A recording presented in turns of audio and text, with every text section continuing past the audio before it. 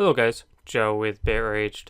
So I want to look at Bitcoin here. The structure has changed just a little bit, and so I wanted to show you that, but it's still looking really good as we've shown. Here on the weekly chart, showing a little bit of strength, and now we're starting to see more of that rejection. You jump down to a daily, again you can start to see this a little bit clearer. We're starting to see this kind of structure here, and I drew in this trend line here just because we've got this rejection here.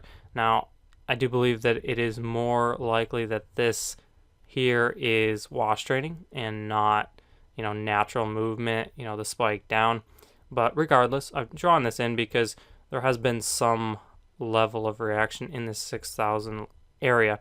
So it does make sense to watch that area. But as you can see here on the daily chart, had some movement to the upside. It kind of stalled for a few days, and now we're starting to see more of that movement back to the downside. And the reason why we're seeing this, if you jump down to the 4-hour, it's all just one big corrective movement. We've evolved the trend lines just a little bit. It doesn't really matter whether you're looking at it from, let's say, here or you evolve it to here. The reason why I'm looking at it like this is essentially we have 1, this would be 2, and 3, and now we start to see more of that rejection.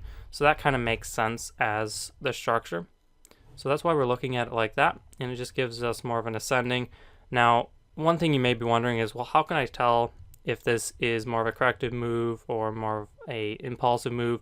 How can I tell if this is, let's say, a move that's sustainable to the upside, or if this is just going to come back to the downside? What I look at is, what is the entirety of the move? What is like 80% of the move? And you can see here, this whole thing here is a correction. We've had a little bit of impulse here and then more correction. Now we're starting to see that move to the downside. So we don't have a lot of impulsive move to the upside, and most of it is corrective. So what that tells me is, since the majority of the move is corrective here, and where we came from was an impulse to the downside, this is looking really good for just more downside. So that's why I'd be looking at it like I am. So as we look at it here on the 1-hour, what can we look at for, let's say, an entry to actually get in on this trade? Now, we've had some decent entries here. If we draw them out here, had an ascending here, and then you see that break. Had this pattern here, which is more of an ascending. See that break. This kind of flag type pattern, really tight flag type pattern, breaks to the downside, and then we have another pattern here. So essentially what we have is we have 1, 2, 3, 4 entries already, and that's not even outside of the corrective structure. You can see now we've broken this structure here, and we've closed on the 1-hour outside of it. So what that tells me is that this is playing out now. And so this ascending channel is playing out. We've broken the structure. So if you're not in the trade already and you didn't take one of these trades, what I'd be looking at to potentially get in on this trade for the first time, if you're not already in it, is any kind of correction here. So what I mean by that is, if we get this kind of a flag just down here, so if we just get some movement like this, I'd be looking to take that as a short. So I wouldn't just jump into a trade like right in the middle of this candle. A lot of people do that, but the reason why you don't want to is because, Bitcoin is a little bit more risky as it is. And you can see here, this candle here. So what happens if you say, okay, man, had this impulsive candle close, this hourly candle, this is moving to the downside. So let's say you enter a short anywhere in here. Let's say you get in up here. And then this candle happens in, let's say, a minute. Now what? Now that just got liquidated at least, and you may have lost a lot more than you planned on losing. So definitely don't just enter mid-impulse just for the sake of it. Actually wait for some sort of correction just like this to enter the trade. So for a target, I'd be looking at it to come at least down to this area here. So about 6,100, and then it is very possible that it breaks. The only thing I would be aware of is, this whole area between 5,900 and 62-ish has shown a lot of volatility in the past. And so it would make sense to be aware of those areas.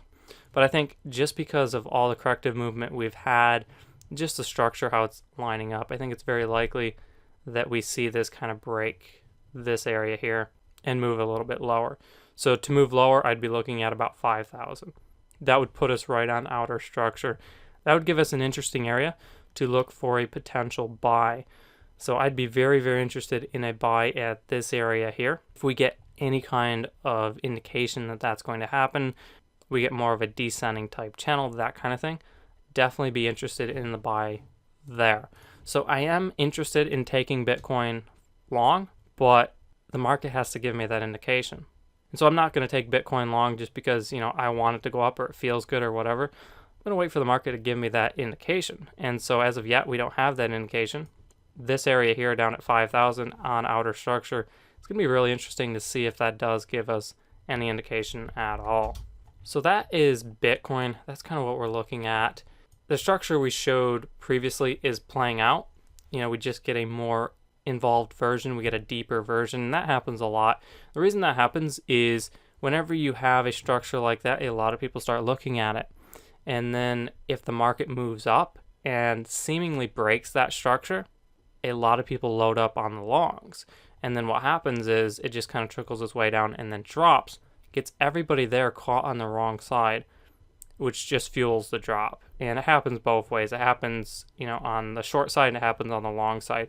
You'll get something dropping, it drops correctively, and then it drops a little bit lower than people think.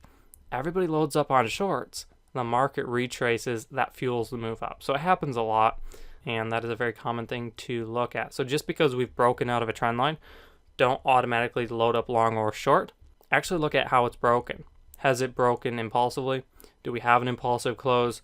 What happened afterwards? Do we just have corrective movement? So what we're looking at right now, just to clarify, is any kind of correction to take this for a short. It's looking really, really good.